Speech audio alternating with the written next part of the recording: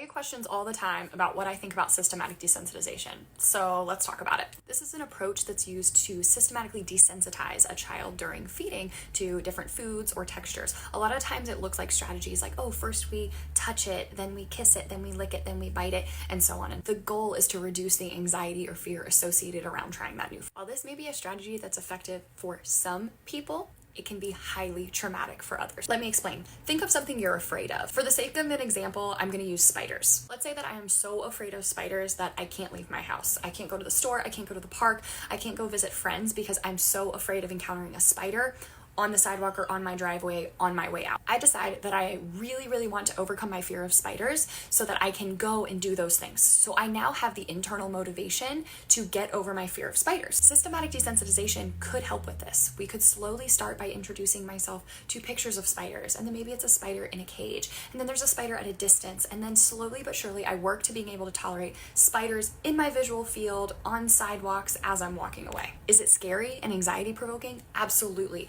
But internally I'm motivated because I know ultimately why I'm participating in that type of therapy.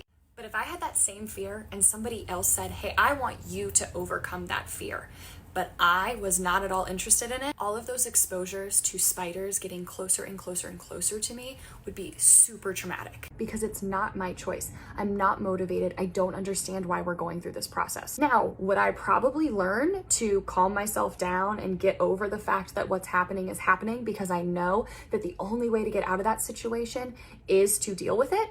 Absolutely. That doesn't mean that I am taking that skill and I have now learned to apply that in a generalized setting. What's more likely to happen is that I'm going to deal with it in the moment while I'm there, but I'm not going to transfer those skills anywhere else. Internal motivation is the key piece for systematic desensitization to not become traumatic. If you do not have the specific consent from the child that they want to engage in that type of intervention, they understand, they have a motivation behind it, then what you're doing could cause more harm than good. Again, this is a nuanced topic, and there is a right person that this may be something that could be beneficial for. But we need to be really careful when we consider a single type of approach for every single patient that we're seeing. We need to listen to lived experiences of those that are discussing the traumatic implications of these types of interventions, as well as the living experiences of the patient right in front of us. So those are my thoughts on systematic desensitization. I'd love to hear your thoughts as well in the comments.